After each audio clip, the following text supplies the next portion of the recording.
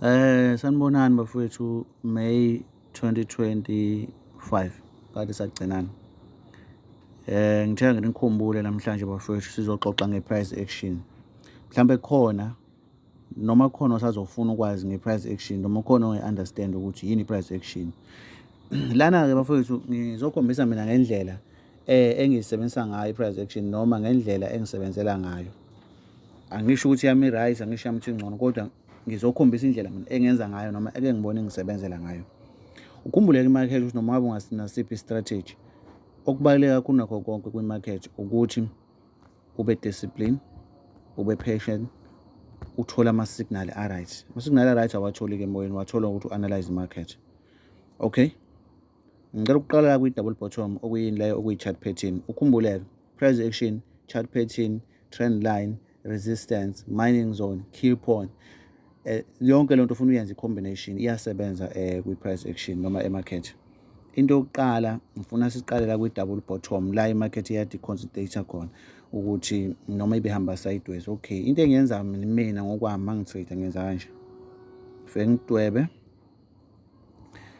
nansi i-neckline yami, ngiphinde ngizodweba la ngezansi. Umbuzo uzothi yini udwebe lezi zinto lezi? Ngidwebela ekuthenini ngikwazi ukuthola i-direction ye-market. Angithi yabona njengoba isuke i-consolidate iyenza ama-short movement, ifike yazamuka ezansi yathi back off, yazamuka phezulu yathi back off, yasisukela yasikhipha ikhandlela eli-bullish ingafiki. Mali bullish ingafiki lekhandlela okuyi-chart pattern yekhandlela le. Okay,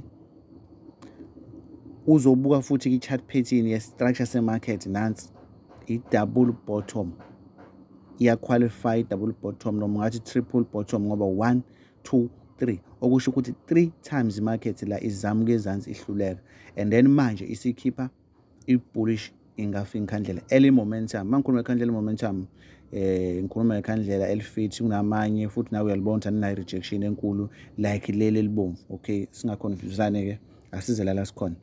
Mangiqeda ukwenza lento le kanje, sengiyasuka ngakwi-small time frame, small time frame ngiyokwenza i-enter. I-enter ngiyayicinga ku-1 hour, ngiyayicinga ku-30 minutes, ngiyayicinga ku-15 minutes. Yabo, why ngiye kwi-small time frame? I-small time frame i-stop loss sakhona sikhosti kakhulu njenge-sika 4 hours. Isizathu nje sami ileso bafethu, asinayo imfihlo la ekhaya, isizathu nje ileso. Okay, ukhumbule lo line ngithenga udobela ukuthola i-direction ye-market. I-market ngampela-ke iya-break, kanti vele bese ngibonile la kulela khandlela eli-bullish ingafiki ukuthi okay manje ifuna ukuya phezulu. Soon as market i-break futhi ngelinye ikhandlela eli-momentum ka-1 hour, ingitshela ukuthi market no, you can open a trade here. Ngi-ready mina manje ukuya phezulu. Ungayibeka i-pending order la noma uvula i-trade la, stop loss sakho sibe la. Okay, omunye uzoyibuza ukuthi manje masemele ngiphume ngizobona ngani?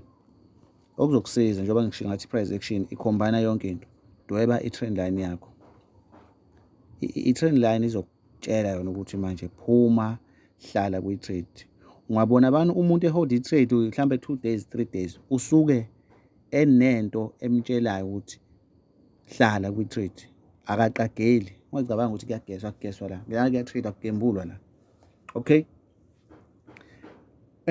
i-trend line yami sengiyidwebile. Ukhumbule ukuthi i-trend line iqualifya ngo-2 point noma 3 point, okusho ukuthi first point, second one, iyaqualify nje i-trend line la. Okay, lana nje la ikunika enye i-enter ngamabongo nje i-trend line iyakugixabeza, ngena futhi la uthi buy, kanjalo.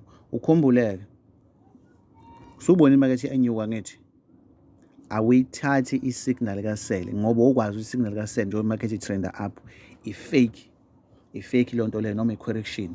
Kanjani? Buka, market was breaking out here, wena kumele uvule i-trade la, yathi isuke yathi correction. Uyabona uma ngathi uvula u-sell la, yavela khipha ubuy futhi, shuthi wena isinjani, sidlile imarket ngokukhulu ukuphuthuma ngoba yini awulandeli ilokhu instruction. Right, imarket mayenza ama-correction, don't confuse. Ithi correction, continuation, correction, continuation. Nala njengoba ubona nje awuthathi usell, uthatha obuy kuphela. Nakhona ubuy uthatha kanjani, ikakhulu kanje ususenza trend line, uthatha i-trade ethashe i-moving average, i-trend line njengoba ubona ifike yajika kuyona la. Ungangena la i-safety le trade, ungenela i-stop loss sakho sila angempela yaphusha. Nale trade le ifike yathi correction few hours, 1 2 3 4 5 hours, and then yasikhiphela elinye ikhandlela futhi elibullish ngafing el-momentum. Ongayithatha enye risk la futhi uthi open a trade and stop loss, uyiyeke imarket inyuka. Lawa ongeke ukwazi lana ngoba ikhipha ikhandlela elide kakhulu. Shuthi uma ukuthi wena ufuna ukuvula i-trade la, uzomela uvule i-trade la, stop loss sibe la. Yabona leyo nto ayisayenzi sense. That's why kubalekile ukuthi i-trade uyithathe close i-trend line yakho. Ngempela imayithi yanyuka imarket, awusathathe i-trade la because uyayibona ukuthi imarket ihambela kude manje kune-trend line, yabo. Because uma ungathi uthatha i-trade la, after ukuthatha i-trade la ivele i-drop ize la. That's why kubalekile ukuthi i-trade yakho uyithathe near trend line noma moving average, into ecishe ifane. Okay, uzothi omunye ubona ngani mase kumele uphume.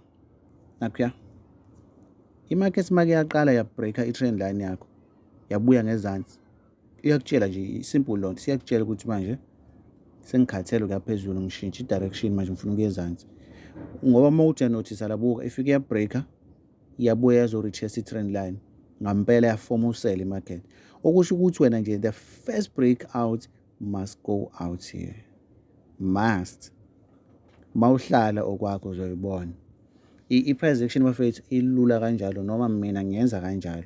Ukhumbuleke uyayenza ku-15 minutes, uyayenza ku-5 minutes, uyayenza ku-30 minutes, uyayenza ku-1 hour. Kuwena ukuthi wena iyiphi i-time frame obona ikunika i-enter ngalendlela ecacelayo noma ngendlela engakuconfuse. Ngicabanga ukuthi ngiyaqeda lana ngale price action.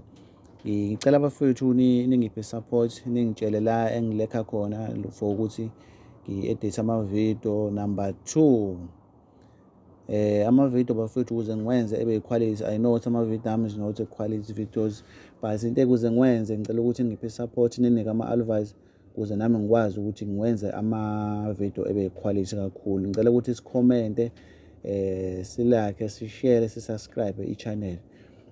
Ngibonge kwabakwenzile before.